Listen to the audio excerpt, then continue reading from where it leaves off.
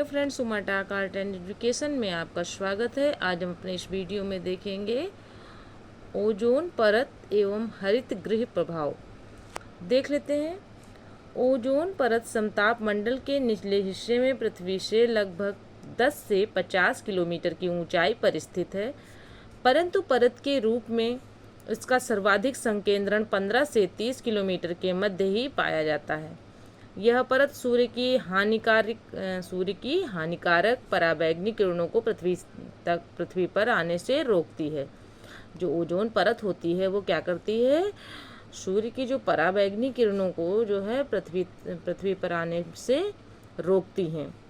Noted point में देख लेते हैं। समताप मंडल में ओजोन का निर्माण मुख्यतः पराबैंगनी विकिरण द्वारा होता है। यह संपूर्ण क्रिया 2 चरणों में संपन्न होती है। पहले चरण के अंतर्गत सूर्य के प्रकाश में उपस्थित उच्च ऊर्जा युक्त किरणें ऑक्सीजन अणु O2 पर प्रहार कर उसे दो परमाणुओं में तोड़ती हैं। दूसरे चरण में प्रत्येक ऑक्सीजन परमाणु ऑक्सीजन अणु से क्रिया करके ओजोन O3 का निर्माण करता है। यह क्रिया निरंतर तब तक चलती रहती है जब तक समताप मंडल में पराबैंगनी किरणें उपस्थित रहती हैं। समताप मंडल में ओजोन के स्तर को प्राकृतिक रूप से नाइट्रोजन डाइऑक्साइड द्वारा विनियमित किया जाता है। ओजोन परत की मोटाई मौसम के हिसाब से बदलती रहती है। बसंत ऋतु में इसकी मोटाई सबसे ज़्यादा होती है तथा वर्षा ऋतु में सबसे कम रहती है। नोटेड पॉइंट में देख लेते हैं। भारत के श्रीनगर में ओजोन परत की मोटाई सर्वाधिक एवं त्रिवेंद्रम में सबसे कम है। ओजोन परत को डाप्सन इकाई से मापा जाता है। एक डाप्सन इकाई 0 डिग्री सेल्सियस तथा एक ATM एक एटमॉस्फेयर प्रेशर यानी 1 ATM दाब पर शुद्ध ओजोन की 0.01 मिलीमीटर की मोटाई के बराबर होती है, यानी 100 डाप्सन बराबर 1 मिलीमीटर। ओजोन की मात्रा सुबह 8 बजे से बढ़ना तथा शाम 6 बजे से घटना प्रारंभ होती है। ओजोन परत को सर्वाधिक नुकसान क्लोरोफ्लोरोकार्बन CFC करती है, जिन्हें फ्रियोन भी कहा जाता है। ये यौगिक अक्रिय, अज्वलनशील, विषहीन कार्बनिक यौगिक हैं। इसका उपयोग रेफ्रिजरेटर, एयर कंडीशनर आदि में तथा प्लास्टिक फोम के निर्माण एवं कंप्यूटर उद्योग में कंप्यूटर के पुर्जों की सफाई करने में होता है। CFCs एक बार वायुमंडल में उत्सर्जित होने पर वायुमंडल की अन्य गैसों से मिश्रित होकर सीधे समताप मंडल में पहुंच जाते हैं। समताप मंडल में ये शक्तिशाली विकिरणों द्वारा विघटित होकर क्लोरीन मुक्त मूलक उत्सर्जित करते हैं, जो ओजोन को विखंडित करते हैं। इस प्रकार CFC समताप मंडल में क्लोरीन मूलकों को उत्पन्न करने वाले एवं ओजोन परत को हानि पहुंचाने वाले परिवहनीय कारक हैं। अन्य ओजोन रिक्तिकारक हैलांस व कार्बन टेट्राक्लोराइड है। CFC ओजोन को ऑक्सीजन में विघटित कर देती है। CFC क्या करती है? यानी क्लोरोफ्लोरोकार्बन जो रहती है ओजोन को ऑक्सीजन में विघटित कर देती है। मॉन्ट्रियल प्रोटोकॉल के अनुसार CFC हैलांस एवं अन्य ओजोन रिक्ति कारक रसायनों जैसे कार्बन टेट्राक्लोराइड के उत्पादन पर रोक लगा दी गई है। नोटेड पॉइंट में देख लेते हैं। हैलोन ब्रोमीन युक्त हैलोन गैस का निर्माण सर्वप्रथम अमेरिकी सेना ने द्वितीय विश्व युद्ध के समय टैंकों में अग्निशमन के लिए किया था। हैलोन गैसों का जीवन काल 65 वर्ष है। ऐसे पदार्थ जो ओजोन की परत को कम से कम हानि पहुंचाते हैं। ओजोन मैत्री कारक पदार्थ ओजोन फ्रेंडली सब्सटेंस OFS कहलाते हैं, जैसे HCFC,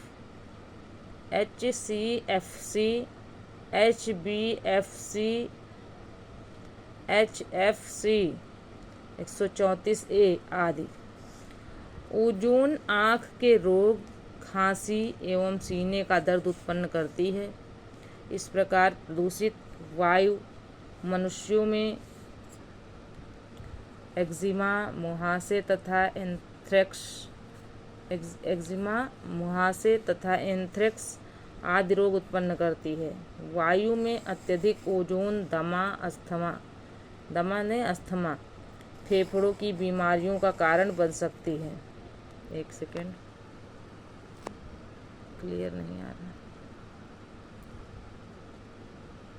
देख लीजिए आगे। बन सकती है जमीनी स्तर पर ओजोन प्रकाश रासायनिक धूम्र, फोटो केमिकल स्मॉग के प्रमुख घटकों में से एक है। धूप के मौसम में ओजोन प्रदूषण का स्तर उच्चतम होता है। नोटेड पॉइंट पे देख लेते हैं। सन 1980 में ब्रिटिश वैज्ञानिकों ने टोटल ओजोन मैपिंग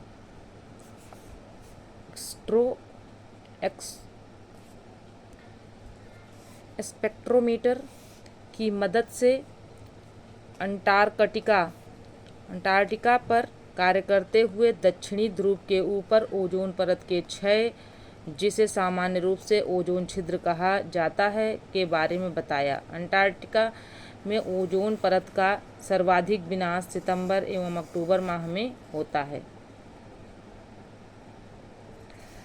वायुमंडल के ध्रुवीय भागों में ओजोन का निर्माण धीमी गति से होता है, अतः ओजोन के क्षरण का सर्वाधिक प्रभाव ध्रुवों के ऊपर परिलक्षित होता है।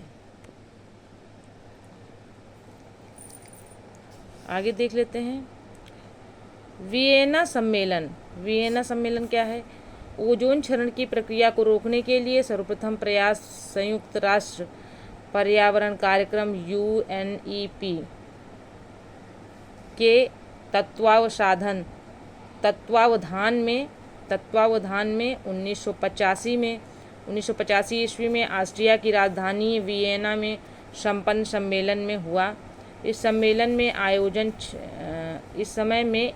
सम्मेलन में ओजोन क्षयकारी पदार्थों का उत्पादन कम करने का विचार विमर्श किया गया। आगे देख लेते हैं मॉन्ट्रियल समझौता। ग्रीन हाउस गैसों की मात्रा को कम करने तथा ओजोन क्षरण को रोकने के उद्देश्य से 1987 ईस्वी में 27 औद्योगिक देशों, वर्तमान में 175 से अधिक देश ने मॉन्ट्रियल शहर में एक अंतर्राष्ट्रीय समझौते पर हस्ताक्षर किए, जिसे मॉन्ट्रियल समझौता के नाम से जाना जाता है। ओजोन की परत को बचाने के लिए यह पहला अंतर्राष्ट्रीय समझौता था जो 16 सितंबर को हस्ताक्षरित हुआ था। अतः 16 सितंबर को विश्व ओजोन दिवस के रूप में मनाया जाता है। मॉन्ट्रियल समझौता 1 जनवरी 1989 से लागू हुआ। क्योटो प्रोटोकॉल संयुक्त राष्ट्र की पहल पर ग्लोबल वार्मिंग और जलवायु परिवर्तन की चुनौती से निपटने के लिए 1992 में United nation framework convention on climate change UNFCCC अस्तित्व में आया। UNFCCC के प्रयास से जापान के क्योटो शहर में 11 दिसंबर 1997 को क्योटो प्रोटोकॉल को स्वीकार किया गया और यह 16 फरवरी 2005 को प्रभावित हुआ। यह एक कानूनी बाध्यकारी समझौता था। इसके अंतर्गत विकसित देशों के लिए उत्सर्जन में कटौती की सीमा तय की गई। क्योटो प्रोटोकॉल का अंतिम उद्देश्य ऐसी हर मानवीय गतिविधियों पर रोक लगाना है जिससे पर्यावरण के लिए खतरा पैदा होता है। सूर्य से आने वाले हानिकारक पराबैंगनी विकिरण में त्वचा कैंसर, मेलानोमा होने का खतरा रहता है। अधिक समय तक सूर्य के पराबैंगनी विकिरण के शरीर पर पड़ने पर DNA में आनुवंशिक उत्परिवर्तन हो सकता है। डीएनए में आनुवांशिक उत्परिवर्तन हो सकता है। सूर्य की पराबैंगनी किरणों को सामान्यतः 3 वर्गों में ultraviolet A, ultraviolet B, ultraviolet C में बांटा जा सकता है। यूवी यानी अल्ट्रावायलेट ए तथा अल्ट्रावायलेट बी किरणों का त्वचा पर हानिकारक प्रभाव पड़ता है। अल्ट्रावायलेट सी भी अत्यंत घातक होती है, परंतु यह पृथ्वी तक नहीं पहुंच पाती है। आगे देख लेते हैं हरित गृह प्रभाव। वायुमंडल में गैसों के असंतुलन से पृथ्वी द्वारा सूर्य की किरणों का अवशोषण अधिक मात्रा में होने लगता है, जिसके कारण पृथ्वी तेजी से गर्म होने लगती है। पृथ्वी के गर्म हो जाने की यह प्रक्रिया हरित गृह प्रभाव कहलाती है। वैज्ञानिक परिवेश में हरित गृह प्रभाव को निम्न रूप में परिभाषित किया जा सकता है। वायुमंडल में मानव जनित कार्बन डाइऑक्साइड के आवरण प्रभाव के कारण पृथ्वी की सतह के प्रगामी तापन को हरित गृह प्रभाव कहते हैं। वर्तमान में पृथ्वी की सतह के तापमान में हो रही वृद्धि का सबसे प्रमुख कारण हरित गृह प्रभाव ही है। हरित गृह ऊष्मारोधी दीवारों वाले ऐसे कमरे होते हैं जिनकी छतें कांच अथवा पारदर्शी प्लास्टिक की बनी होती हैं। सूर्य का प्रकाश कांच की दीवार को पार करता हुआ इस कमरे में प्रवेश कर जाता है। इस कांच के कमरे से ऊष्मा बहुत कम मात्रा में बाहर निकल पाती है, क्योंकि बाहर निकलने वाली अवरक्त किरणें कांच की दीवार को पार नहीं कर पाती। इस उपागम से कमरे के ताप में वृद्धि हो जाती है। इस क्रिया में सूर्य का प्रकाश कमरे में रुक जाने से शीत के मौसम में भी बाहरी वातावरण की अपेक्षा कमरे में इतना अधिक तापमान हो जाता है कि कमरे के अंदर ग्रीष्म ऋतु में पैदा होने वाली सब्जियां उगाई जा सकती हैं। हमारी पृथ्वी भी हरित गृह की तरह व्यवहार करती है, क्योंकि उसके चारों ओर CO2 एवं जलवाष्प का आवरण है, जो सूर्य की अवरक्त किरणों को तो पृथ्वी तक आने देती है, लेकिन पृथ्वी से निकलने वाली अवरक्त किरणों को वापस पृथ्वी पर परावर्तित कर देती है, जिससे धरातलीय सतह निरंतर गर्म होती रहती है। हरित गृह की विशेषता वाली गैसें पृथ्वी के लिए कंबल का कार्य करती हैं। हरित गृह प्रभाव वाली गैसें कौन सी हैं? Carbon dioxide CO2, methane CH4, nitrous oxide N2O, ozone O3,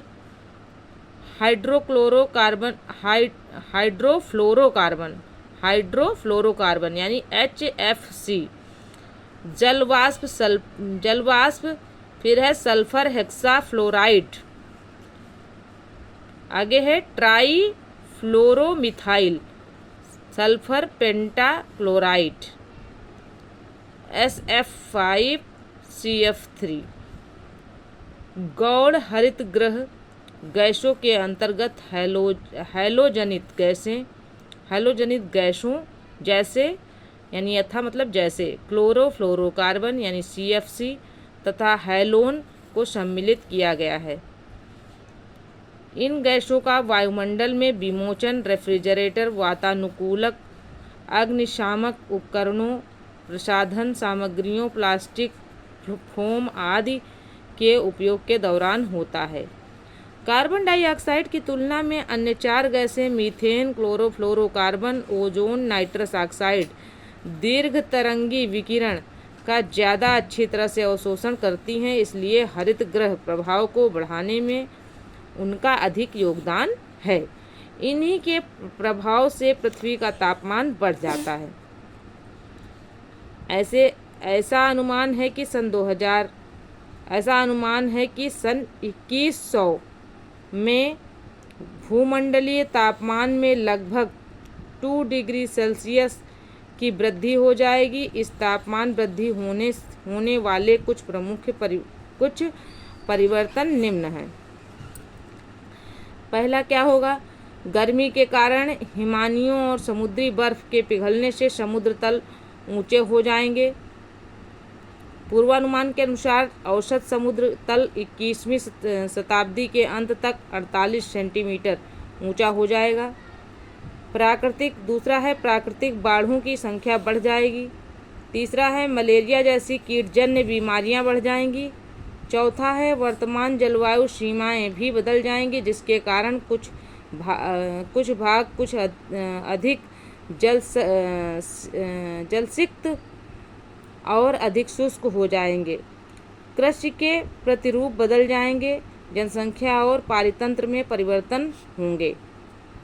तो फ्रेंड्स, यह वीडियो यहीं तक था। मिलते हैं अगले वीडियो में। तब तक के लिए धन्यवाद। जय हिंद, जय भारत। अगर वीडियो पसंद आए तो चैनल को सब्सक्राइब करें, वीडियो को लाइक करें, अपने दोस्तों में शेयर करें। Okay friends.